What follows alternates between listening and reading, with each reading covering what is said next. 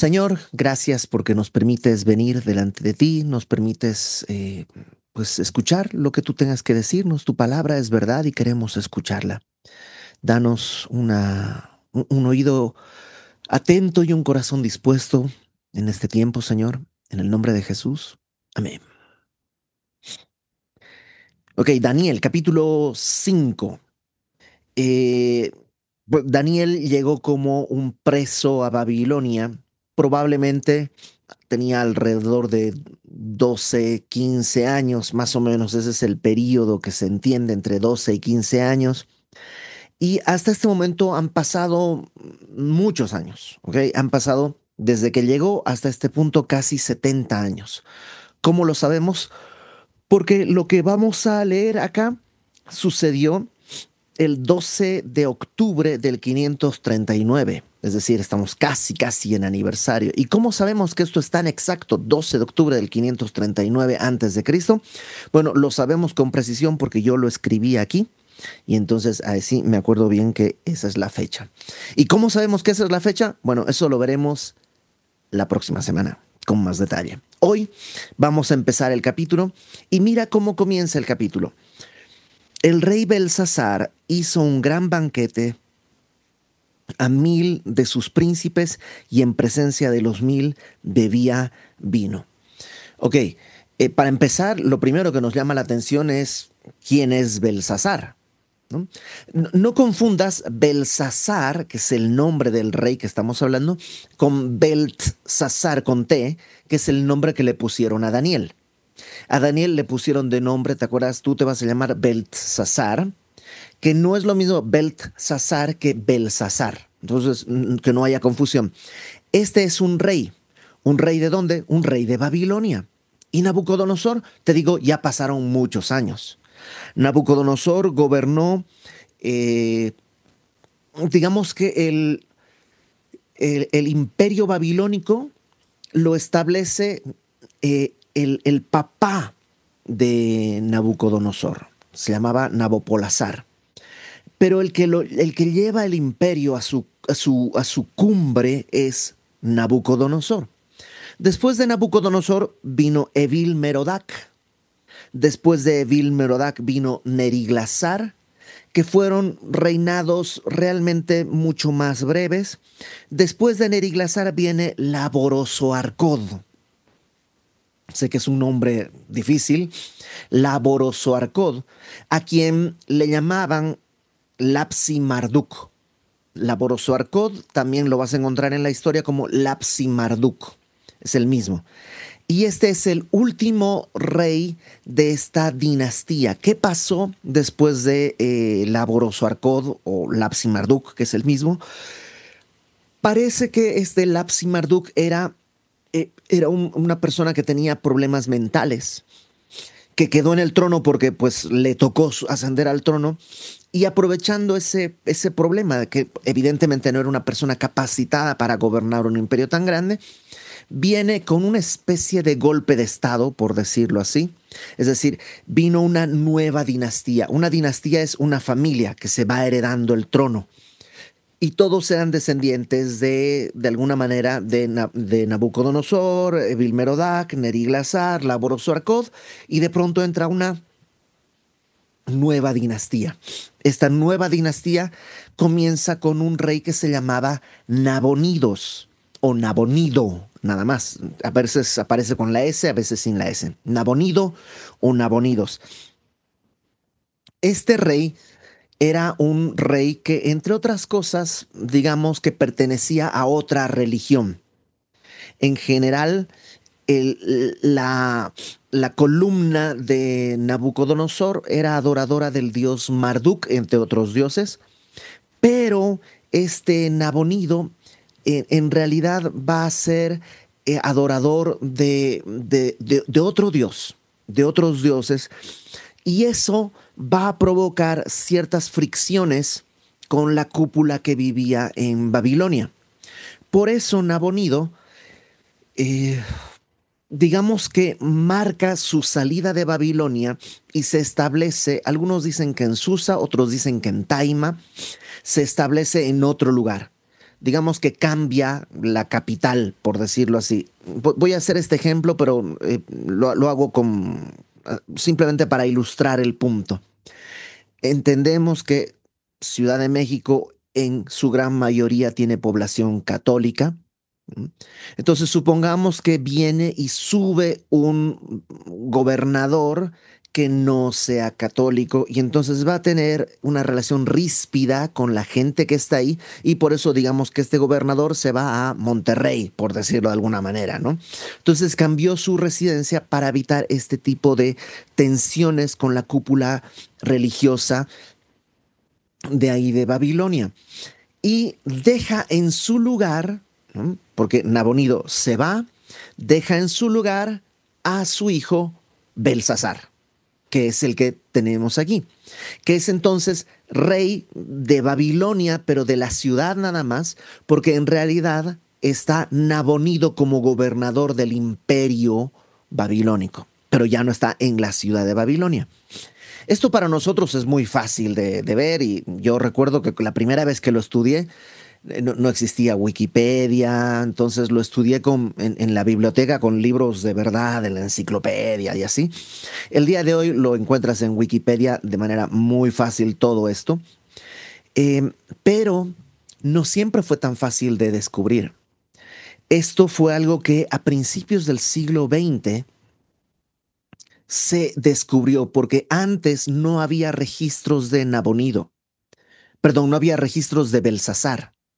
Entonces, todo el mundo entendía, cuando leía eso, el rey Belsasar, decían, pues no hubo rey Belsasar. Babilonia nunca tuvo un rey Belsasar. Y por eso los críticos decían que la Biblia tenía, entre otros muchos, este error porque citaba a un rey que en realidad era inexistente.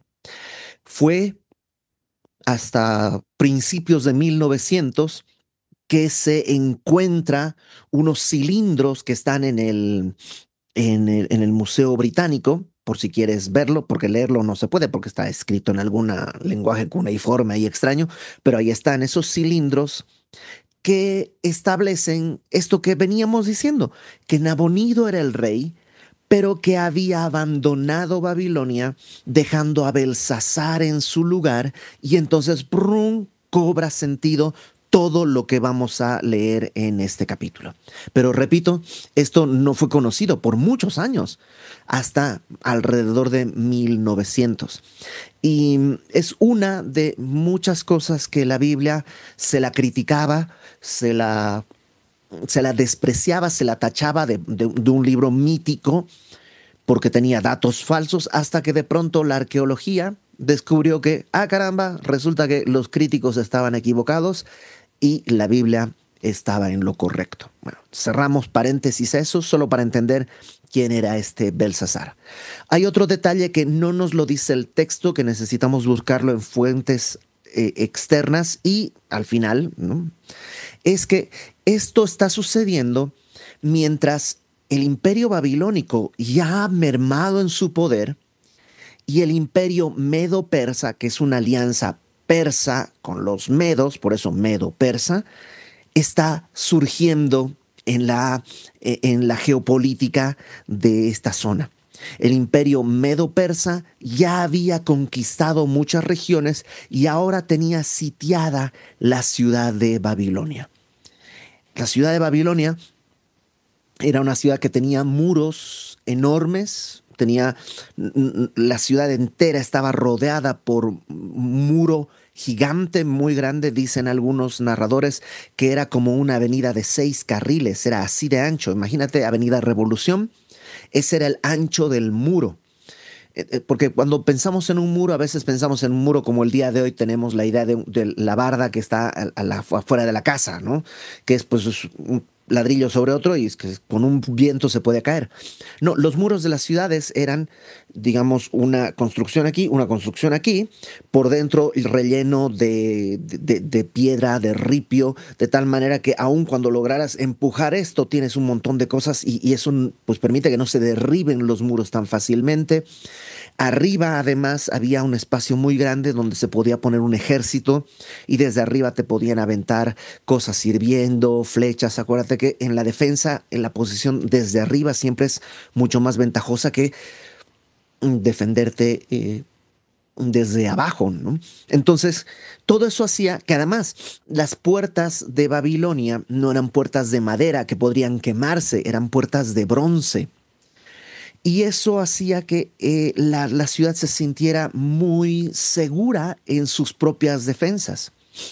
Además de eso, un brazo del río Éufrates cruzaba por en medio de la ciudad, dándole a la ciudad provisión de agua, provisión de alimento y provisión de agua para cultivar alimentos, además, ¿no? Darle agua a las bestias, las vacas, ¿no? Para sembrar. Es decir, era una ciudad grande, además muy bien defendida y cuyo sitio era además absurdo, porque ¿cómo sitias a esa ciudad? La idea de un sitio era ahogar una ciudad, que no tuviera acceso a comida, a recursos, pero tienen todo ahí dentro.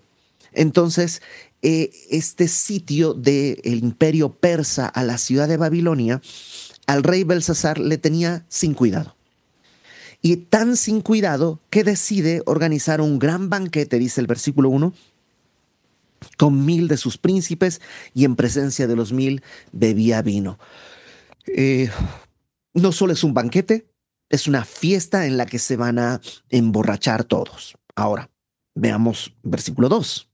Belsasar, dice ahí, con el gusto del vino, mandó que trajesen los vasos de oro y de plata que Nabucodonosor su padre había traído del templo de Jerusalén, para que bebiesen en ellos el rey y sus grandes, sus mujeres y sus concubinas.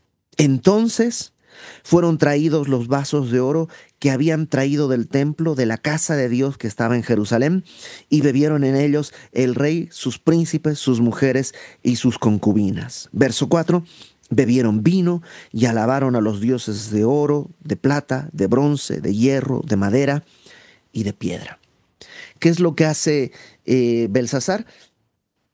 Pues en medio de la borrachera en la que están, una de las cosas que hace es decir, tráiganme los vasos, los utensilios que Nabucodonosor, ¿te acuerdas que en Daniel capítulo 1 vimos que Nabucodonosor de Jerusalén se llevó todos los utensilios que estaban en el templo, que eran utensilios santos? Santo no quiere decir que eran especiales en su material o algo así, sino que su uso era consagrado al uso de Dios.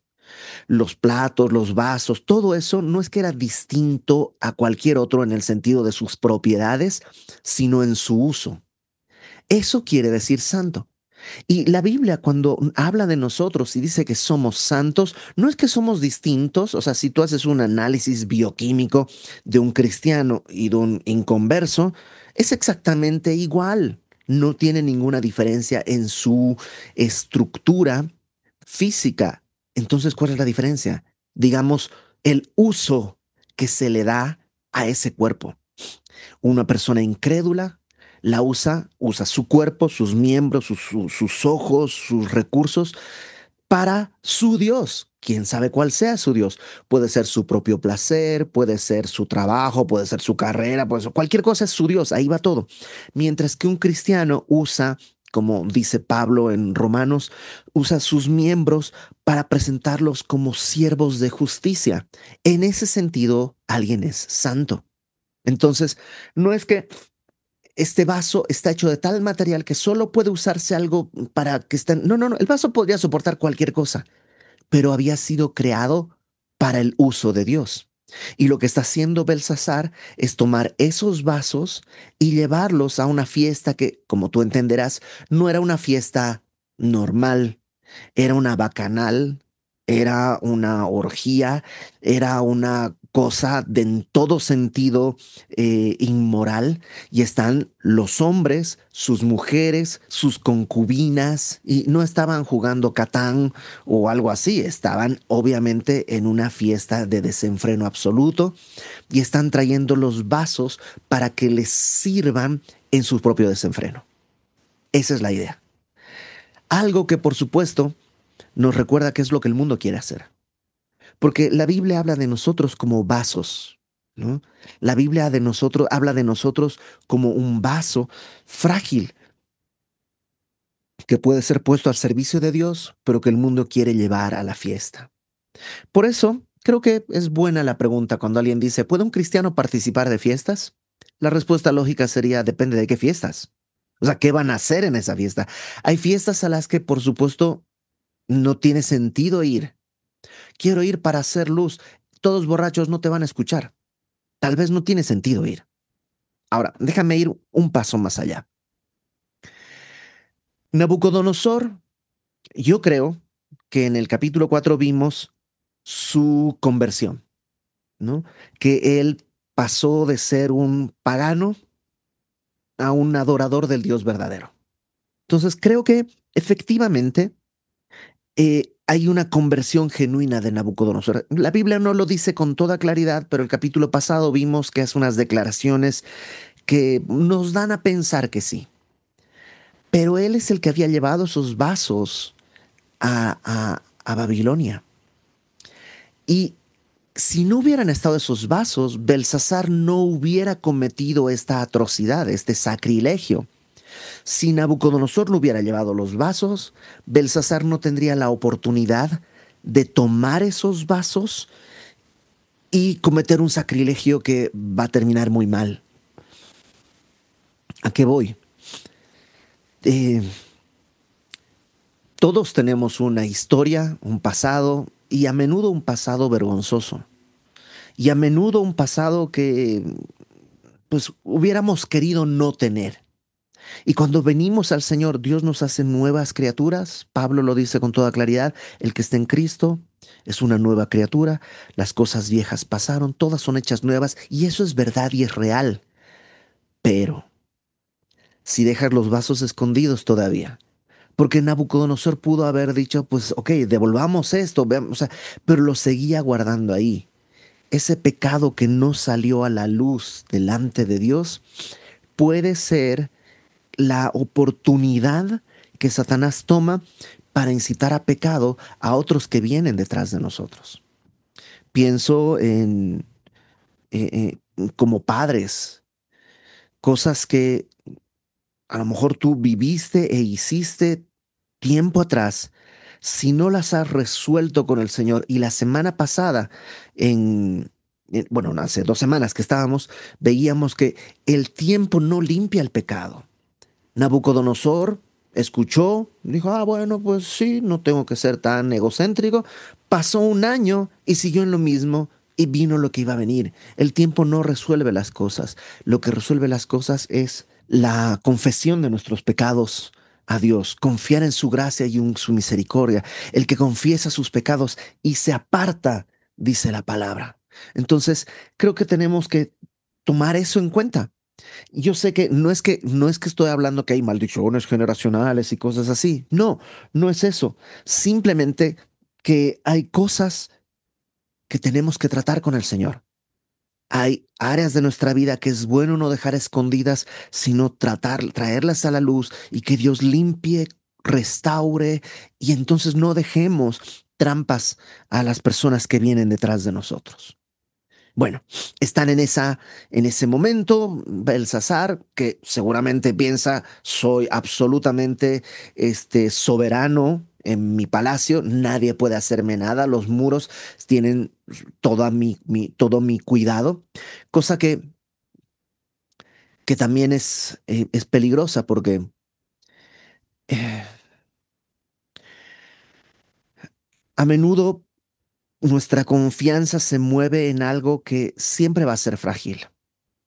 Nuestra salud. Sí, nuestra salud es muy buena hasta que un diagnóstico dice que no. Nuestra juventud. La juventud es una gran alianza hasta que te das cuenta que han pasado 40 años y ya no tienes 15. Y las riquezas. Tú puedes decir, tengo mucho dinero, tengo en el banco lo suficiente, hasta que en un instante viene una devaluación y 15 millones de pesos pasan a ser $20 y ya no tienes para nada. Y ha sucedido antes. Si nuestra confianza está en cualquier cosa que sea nuestro muro de defensa, es frágil. por muy fuerte que sea, al final, el día de hoy sabemos que el imperio medo persa conquistó Babilonia, con muy grandes muros que tenían y con todo, conquistó y cayeron. Entonces, cuidado con poner tu confianza en algo que no tiene la capacidad de sostenerla.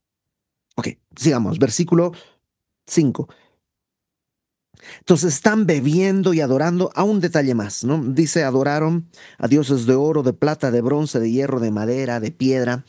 Y a lo mejor nos parece a nosotros como muy rudimentario, ¿no? Ay, como dioses de piedra, de bronce, ay, sí, gente primitiva.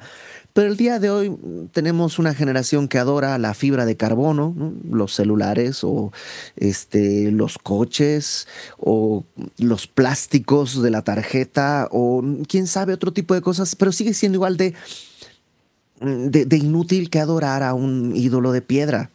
El que todo tu corazón se vaya al ídolo de piedra o al teléfono o al carro o a cualquier otra cosa. La idolatría tiene el mismo punto siempre. Cambia el material, pero el corazón sigue siendo igual de equivocado y de perverso cuando cede a la idolatría. Ahora sí, verso 5. En aquella misma hora aparecieron los dedos de una mano de hombre que escribía delante del candelero sobre lo encalado de la pared del palacio real, y el rey veía la mano que escribía. Lo encalado es digamos, el muro con cal, es decir, como una especie de pizarrón blanco, pues, o sea, es una parte blanca y de pronto aparece una mano y empieza a escribir en el muro. No se nos dice el tamaño de la mano, pero podemos suponer que es una mano suficientemente grande para verse. No es una mano chiquitita, pero es una mano que aparece y empieza a escribir, verso 6. Entonces el rey palideció, sus pensamientos lo turbaron y se debilitaron sus lomos. Esta frase en la Biblia, cuando veas que alguien dice que debilitó sus lomos, básicamente, por ponerlo de una manera elegante, es que sus esfínteres se aflojaron, ¿no?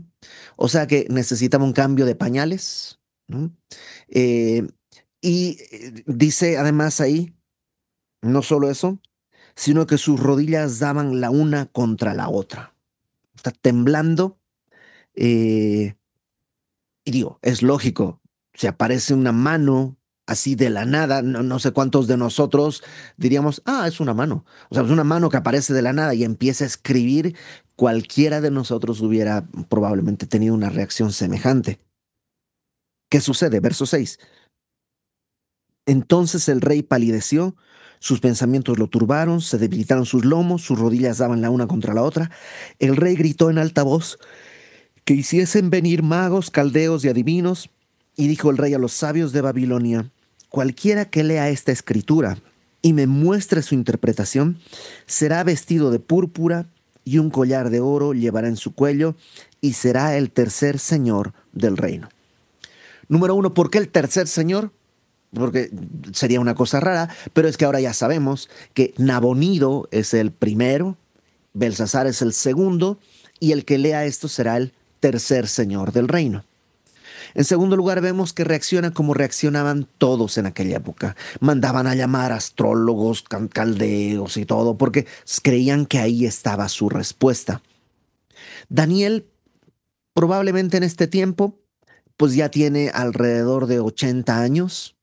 Entonces, tal vez está pues ya separado del cargo, tal vez ya tiene tiempo que no participa de la vida pública, está como retirado, y entonces por eso no es convocado. Verso 8.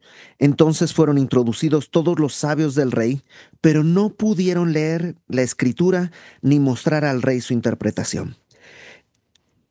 Entonces el rey Belsasar se turbó sobremanera y palideció, y sus príncipes estaban perplejos. Ahora, cuando dice que no pudieron leer la escritura, algunas personas piensan que entonces fue escrito en hebreo, ¿no? En un idioma que ellos no podían leer. Daniel tal vez sí lo podría leer. Y tal vez por eso fue escrito en hebreo y dicen, no, pues, no tengo ni idea qué será eso. Otros piensan que el problema no era el significado diccionario. Es decir, las palabras, que son mene, mene, tekel, uparsin, porque más adelante nos las revelan, Las entendían bien. Cualquier persona al leerlas diría, no, pues dice mene, mene, tekel, upharsin. El problema era, ¿qué quiere decir eso? Ok, mene, mene, tekel, upharsin. ¿Y ahora qué? Es como, no voy a decir el nombre, pero hay un cantautor muy popular que le llaman poeta, pero en realidad no creo que merezca ese título. Y cada que escucho sus canciones entiendo el idioma, entiendo las palabras, pero no entiendo qué quiso decir. Porque escribe chueco y mala gramática y todo. Y puede pasar eso, que leas, entiendo los significados, pero no entiendo lo que quiere decir. Y eso es lo que le estaba pasando a todos estos grandes sabios. Entendían tal vez la palabra, pero no el significado. Ahora, es lo que nos sucede cuando venimos a la palabra de Dios sin el Espíritu de Dios. No sé si te pasó a ti. Yo intenté leer la Biblia. De hecho, leí gran parte cuando, ahora que estuve en Bolivia, estuve en el cumpleaños de un amigo muy querido, que ahora es pastor en una iglesia allá, y que fue el primero que me dio un Nuevo Testamento. Estábamos en la escuela y un día él tenía un librito, que además lo tengo por acá, ¿no? Y me dijo, este, no me dijo nada. Le pregunté, ¿qué es eso? Me dijo, es un Nuevo Testamento. Y yo le pregunté, ¿y eso qué es? Y me dice, pues es como la Biblia, pero la segunda parte. Y yo nunca había leído nada. Mi educación religiosa era nula, entonces no sabía nada de eso. Entonces le dije, a ver, ¿me lo prestas? En aquella época yo leía mucho. Y me dice, sí, claro. Y me lo dio. Y dije, pues lo vi, no está muy grande el Nuevo Testamento. Entonces dije, pues dame 3 o 4 días y te lo devuelvo. Me dice, no, te lo regalo. Le dije, no, ¿cómo crees? Está cortito, lo leo y te lo devuelvo. Me dice, no, es tuyo.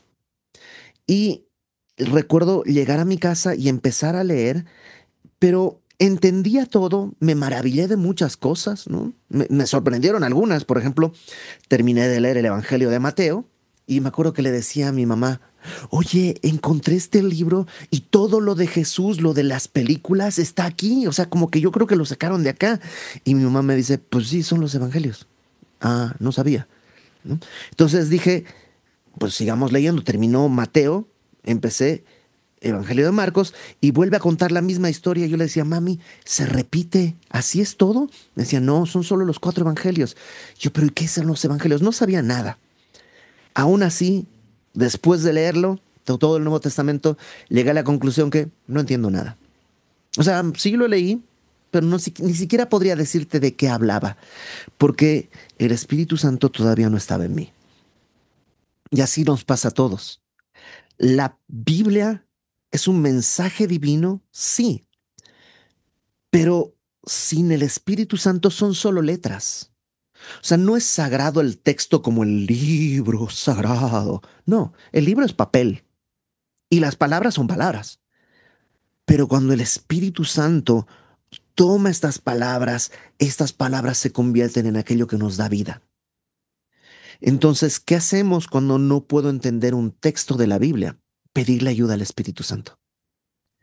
Mi deseo, y en Semilla ese es nuestro deseo, es que cada persona sea un gran lector, una gran lectora de la palabra, pero no solo de leer la Biblia, sino de entenderla. Tratamos de desarrollar algunas cosas que te ayudan a entender la Biblia, pero nunca va a ser suficiente si no está el Espíritu Santo. Vamos a terminar leyendo cosas que entiendo el significado, conozco el significado diccionario, pero no entiendo qué es lo que me quiere decir a mí. Bueno, regresemos. Tenemos a Belsasar muerto de miedo eh, y además perplejo porque no le pueden decir qué está pasando. Verso 10. La reina, por las palabras del rey y de sus príncipes, entró en la sala del banquete. ¿No? Obviamente la reina no estaba en la fiesta. Algunos piensan por eso que entonces no debe ser la esposa del rey. Probablemente, dicen algunos, que podría ser una reina, una abuela. Es decir, te dije que eran descendientes de Nabucodonosor hasta este rey. Este es el primero que no es descendiente de Nabucodonosor. Tal vez mantuvieron alguna esposa anterior, alguna abuelita que era parte de la dinastía anterior, alguien mayor que hubiera entendido, hubiera conocido parte de la historia y entonces ella es la que al escuchar que están gritando, ¿qué quiere decir eso? ¡Ah! Están ahí gritando, viene y dice, Rey, vive para siempre. Es un saludo de respeto. No te turben tus pensamientos ni palidezca tu rostro. No te saques de onda. Espérate, no te agüites. En tu reino hay un hombre en el cual mora el espíritu de los dioses santos. Y en los días de tu padre, esta frase de tu padre no está haciendo referencia al linaje genealógico sanguíneo, porque no son descendientes, pero sí es como el día de hoy decir los, bueno, no sé si aquí en México existe la idea de los padres de la patria, pero digamos cuando en Bolivia los padres de la patria son Simón Bolívar, Antonio José de Sucre, que son los libertadores, ¿no? Pero no es que haya una relación consanguínea, simplemente es los que, pues, Bolívar es el primer presidente de Bolivia, Antonio José de Sucre es el segundo presidente de Bolivia. Entonces es esa idea de los patriarcas, ¿no? Entonces cuando dice tu padre no es tu papá literalmente, sino el que inició este imperio, en los días de tu padre, se halló en él, en este personaje que no sabemos quién es todavía, bueno, sí sabemos ya, se halló, dice, luz e inteligencia y sabiduría, cosa que Jesús puede darnos. Jesús es luz. Pablo dice que en él están escondidos todos los tesoros de la sabiduría y la inteligencia, están ahí. Proverbios lo pone de una manera tan bonita como la sabiduría clama en las calles. Y Dios quiere darnos esa sabiduría. Santiago dice que si alguien tiene falta de sabiduría, la pida a Dios, el cual da a todos abundantemente y sin reproche. Bueno, nadie tenía eso excepto este personaje del que estamos hablando. Como sabiduría de dioses, al que el rey Nabucodonosor, tu padre, oh rey, constituyó jefe sobre todos los magos, astrólogos, caldeos y adivinos, es decir, lo puso como por encima de toda la casta de sabios del reino, por cuanto fue hallado en él mayor espíritu, ciencia y entendimiento. ¿Por qué Daniel tendría todo eso? Bueno, lo hemos estado viendo, ¿no? Y este domingo estudiábamos en la iglesia que el principio de la sabiduría es el temor de Dios. Y si tú vuelves a leer todo el libro de Daniel, los primeros 5 capítulos, vas a darte cuenta que lo que mueve a Daniel y a sus amigos es el temor de Dios. Y por eso pueden ser sabios, y por eso pueden ser leales, y por eso pueden ser fieles, porque todo parte de ahí, del temor de Dios. Verso 12, porque fue hallado en él mayor espíritu, ciencia y entendimiento para interpretar sueños, descifrar enigmas y resolver dudas. Esto es en Daniel, al cual el rey puso por nombre Beltsasar. Curioso, han pasado 70 años y todo el mundo le sigue diciendo Daniel. Sí, sí, sí, le pusieron Belsasar, pero es Daniel. El mundo no logró moldearlo, o más bien deformarlo. Continuó siendo Daniel. Y creo que es un gran ejemplo para nosotros que eh, permanecer en la iglesia, permanecer en la fe es un milagro realmente. Yo lamentablemente conozco el día de hoy a tanta gente que estaba conmigo cuando vinimos a la iglesia y que el día de hoy no está. Y no es gente que era, digamos, más tonta que yo, no, todo lo contrario, muchos eran mucho más inteligentes, algunos eran incluso de una especie de tradición evangélica más grande, pero Dios tuvo gracia de mí en mantenerme. Y creo que eh, lo que Dios quiere hacer es esto, manteniéndonos Daniel, aunque el mundo nos quiera belsasarear, por decirlo de alguna manera. 70 años han pasado y aún los que le pusieron nombre Belsasar le dicen, se llama Daniel. Le dicen Belsasar, pero sigue llamándose Daniel. Llámese pues ahora a Daniel y él te dará la interpretación. Él puede darte esta interpretación. ¿Cuál es esa interpretación? ¿Daniel va a venir? ¿Qué quiere decir este mensaje que está en el muro? ¿Por qué sabemos que esto es el 12 de octubre del 539? Perdón, 11 de octubre, no 12, 11 de octubre de 1930, no, 1939, ¿qué fecha estoy dando? 11 de octubre del 539 antes de Cristo. ¿Por qué sabemos eso? Bueno, queridos amiguitos, todo eso lo veremos la próxima semana en la segunda parte de este capítulo. Por lo pronto, ¿con qué nos quedamos? Creo que el llamado a santidad es más claro. Somos como los vasos que fueron creados para la alabanza en el templo, que por alguna razón están ahora en Babilonia. Así somos tú y yo. Somos creados para la gloria de Dios. Que por alguna razón estamos en un mundo, estamos en esta Babilonia, sí.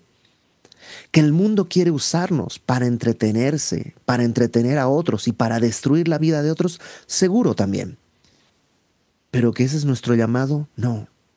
Fuimos creados. Seamos todavía ese Daniel. No, que no nos moldeen al belsazarismo. Creo también que eh, en- en- es necesario venir delante de Dios a confesar nuestros pecados. Y eso solo va a suceder de manera natural cuando caminemos en el temor de Dios. Y como veíamos este domingo pasado, el temor de Dios es algo que surge de conocer su justicia y su amor. Que Él es justo y merezco el pecado porque ante su justicia debo morir, porque ese es el pago del pecado, pero que también en su amor me ha dado la redención a través de la fe en Cristo. Cuando entiendo esto, el temor de Dios en mi corazón me va a llevar a caminar sabiamente, a confesar mis pecados, para que la generación que viene detrás de mí no tenga esta oportunidad de pecado. No dejes escondidos esos muertos en el closet. No dejes escondidas esas cosas pensando, pues ya pasó hace mucho. Deja que Dios limpie todo, lo que está visible y lo que no está a la vista de los demás. Vamos a orar. Señor, gracias porque, pues, una vez más, nos maravillamos de que entre tanta gente en el mundo tú hayas decidido escogernos a nosotros para revelar tu nombre. No somos mejores, ni más sabios, ni más morales que aquellos que el día de hoy no te conocen. Simplemente nos encontramos con tu gracia y tú nos encontraste. Ahora permítenos vivir así, como Daniel fue en Babilonia, así que podamos ser como luminares en medio de esta generación. Que nuestra vida sea conducida con temor de tu nombre y que en el temor de tu nombre la sabiduría que tú nos das pueda dar abundante fruto para tu gloria. Ponemos en tus manos, Señor, también a cada persona que conocemos y que no te ha conocido, que vive con su vaso que fue creado para tu gloria, vive entregándolo al alcohol, al placer, al mundo, a la carnalidad, y no se ha dado cuenta que solo está trayendo muerte a su vida. Danos sabiduría, fortaleza y denuedo para glorificarte y para alumbrar, Señor, a aquellos que necesitan el día de hoy luz y entendimiento.